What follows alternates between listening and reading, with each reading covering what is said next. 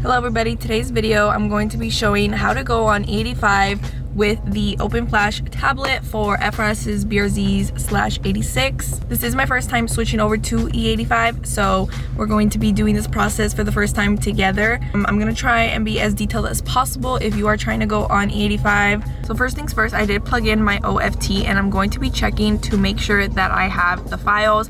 I already have the files because I am on the stage 2 plus 91 tune. When I got that file, it comes with the E85 one as well. We're just gonna check that. You could just download the free files that the OFT website gives, and it will come with the 91 tune and E85 tune, so you could just get it on that and then transfer it over to your OFT. Okay, so this is it. I'm gonna go to tuning. I just want to make sure because recently my friend that goes on E85 regularly, he had a problem trying to tune it at the gas station, and I just don't want that to happen to me. So yeah, so my E85 is right there. So you can see it. I have my original file, I have my 91 tune, 85. Okay, honestly I have quite some gas to kill, so I'm gonna try and just drive around the city and hopefully my gas light comes on pretty soon. I have been driving for so freaking long and I'm coming back home and I still am above. Look at where I'm at. I'm honestly just gonna wait until it kind of just finishes on its own. It finally came on. It actually came on last night, like right when I got home it came on. I'm heading to the gas station right now. It's about 6 miles away, so I think I'll make it. I'll be fine. I haven't hit the red line yet, but probably when I get there it will be right at the red line, so we should be good, I hope. It's so good.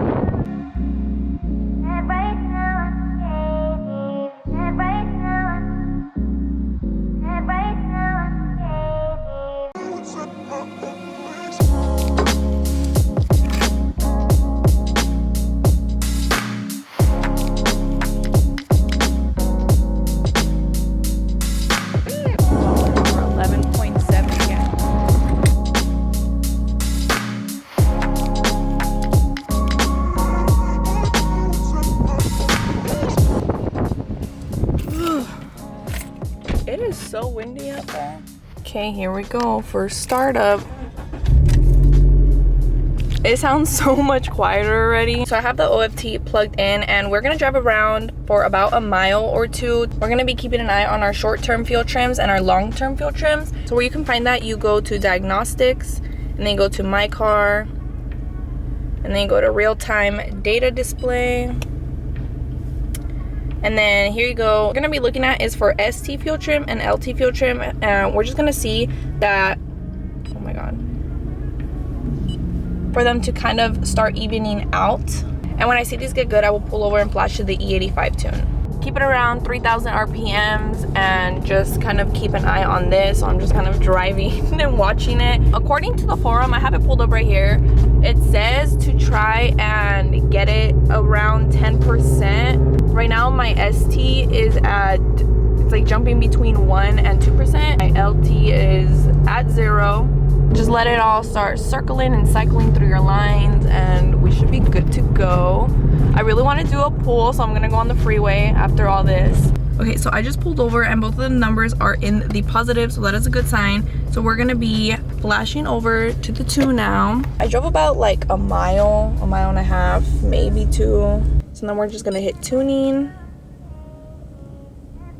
and then hit right. And then you are going to click your E85 file. Power on. So that's just gonna be your second click. Okay, then once it's on, you click OK. And it's just gonna give you instructions to follow and then you just follow and do them.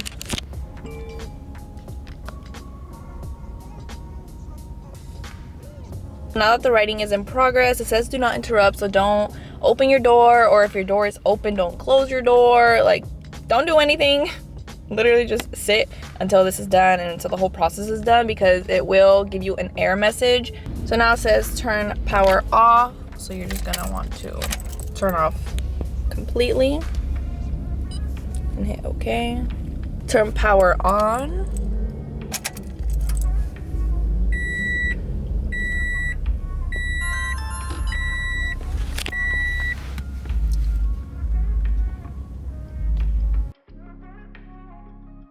Okay, now it says writing complete, switch ignition, power off, start engine and let it idle for 45 seconds before driving. Okay, turn it on officially with the tune.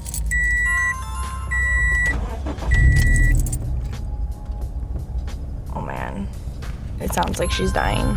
So I am gonna let it idle for about 45 minutes to a minute. This is very important. It's gotta let everything relearn itself really quickly, and you could unplug this now. I just finished flashing it, and now I'm about to drive it for maybe 3 miles.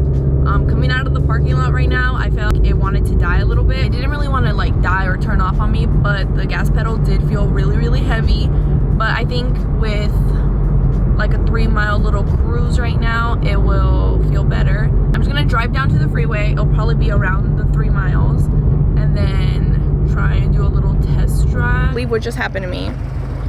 I'm coming off of the exit. There's a whole bunch of construction on this whole freeway, keep in mind. So all of the exits is just one little tiny lane, and you cannot go left or right. So I'm going, it's super windy today. It's not that windy here, but it's windy. Let me explain. I'm taking the exit, and since there's a lot of wind, a lot of things are just like freaking flying, I feel like. So this car, there's like this big like rubber plate looking thing, and it was on the floor, and the car in front of me ran it over. As soon as the car in front of me goes, this rubber huge thing just flies up straight up, and I just ran it over. I hit it. I thought I just hit the bottom of my bumper with it, and I was like, oh, no biggie. But I was like, no, it sounded really bad. Like, it sounded like it hit everything in my front, and I was like, but I still wasn't expecting anything bad. So I pulled over right now, got off. So I first see this. I'm like, okay, not bad. It probably will not come off, but then I see this. I don't even know if you guys can see it. It's so bright. And then my grill came unclipped.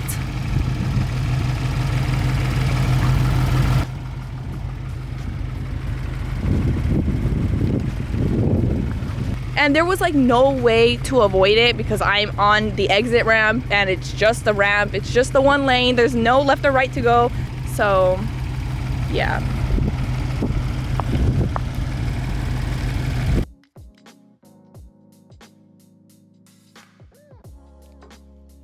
I really think it was like this metal tray off of a big truck, probably a semi truck, because it was really, really big. Okay, my whole grill is coming out.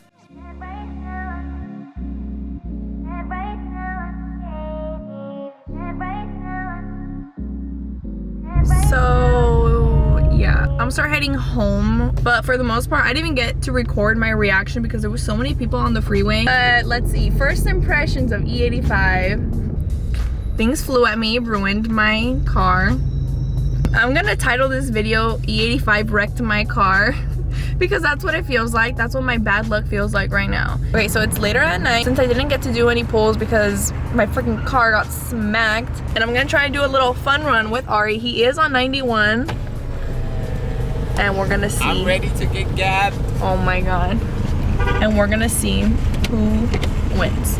That would be considered my little pull. Just for some little background or context, he has a manual and is on 91. My car is automatic, and I just went on the E85, obviously.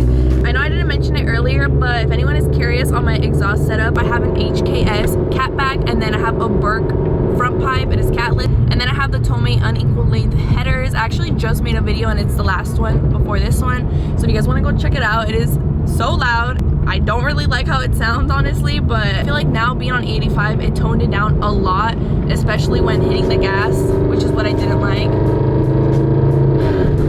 But it's still kind of obnoxious, so.